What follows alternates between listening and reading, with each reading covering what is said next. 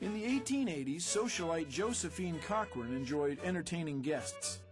She made a wire rack with compartments that fit her dishes.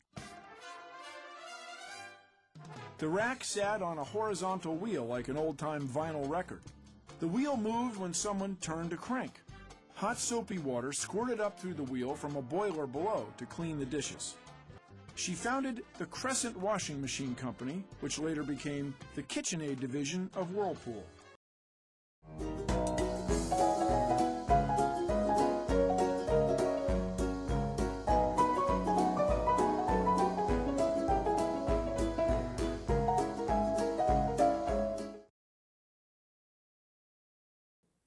One of the researchers at the new Worcester Foundation was the late Dr. Gregory Goodwin Pincus, who was to organize all the Institute's work on the pill. Pincus moved on, first to Clark University, then to the Worcester Foundation, joining Hudson Hoagland. The day is printed by the side of every pill, and providing she can remember what day it is, a woman can be quite sure whether or not she has taken today's pill. It's been the most significant thing that's happened this century in terms of a social revolution.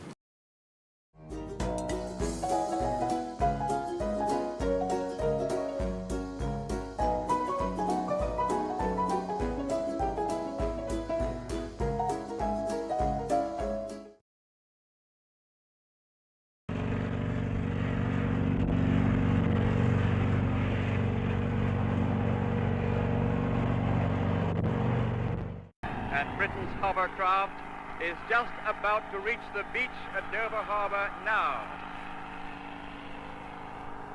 She's arrived. And she's come to a standstill on the beach.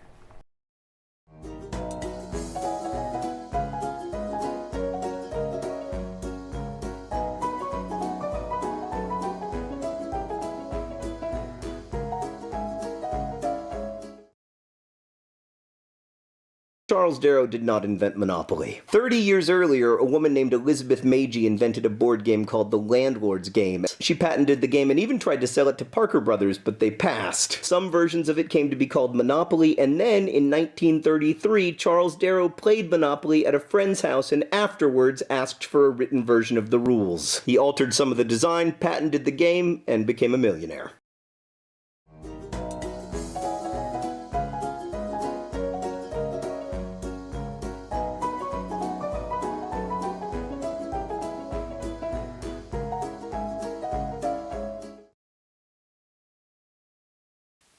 In the race against so many possible deaths, 131 new respirators at a cost of almost $2,000 apiece were pressed into action. Through the equipment pools and the state representative services of the National Foundation, 470 emergency requests for iron lungs have been met. In 2 hospitals in Los Angeles County alone, these machines are now furnishing the breath of life to 72 polio victims.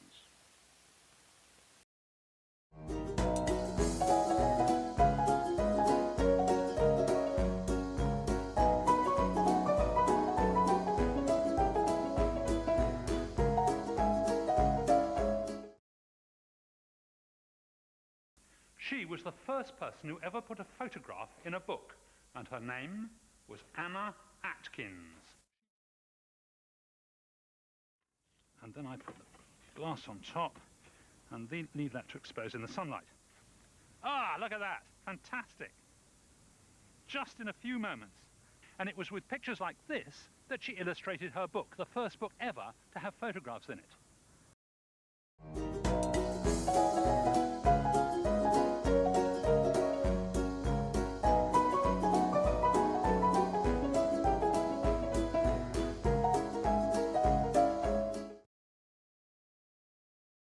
Bushnell recognized its potential, and the new company he founded, Atari, decided to create an arcade version of ping pong called Pong. By 1974, when Atari's Pong was still gobbling up quarters, the original Magnavox Odyssey had ceased production. 3 years later, Bushnell invested the millions he made with Pong to develop a home video game console dubbed the Atari 2600. A multi-billion-dollar industry was off and running.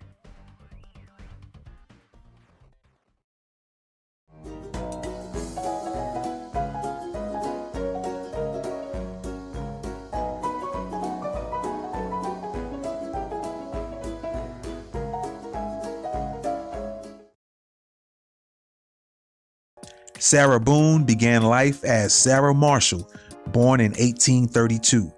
In 1847, at age 15, she married Freedman James Boone in New Bern, North Carolina. They moved north to New Haven, Connecticut before the Civil War. She filed for a patent on July 23, 1891, and her patent was published 9 months later on April 26, 1892.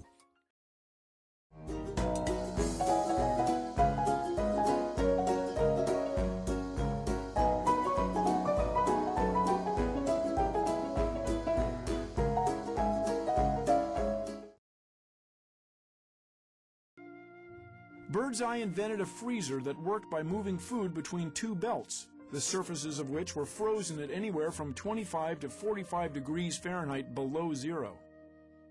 By 1930, Birdseye sold the first quick frozen vegetables, fruit, seafood, and meats under the trade name Birdseye Frosted Foods. Pre-cooked in an extra light Birdseye batter so that you get less crust. And no one makes meat pies like Birdseye. Chicken, turkey, or beef. Better buy Birdseye.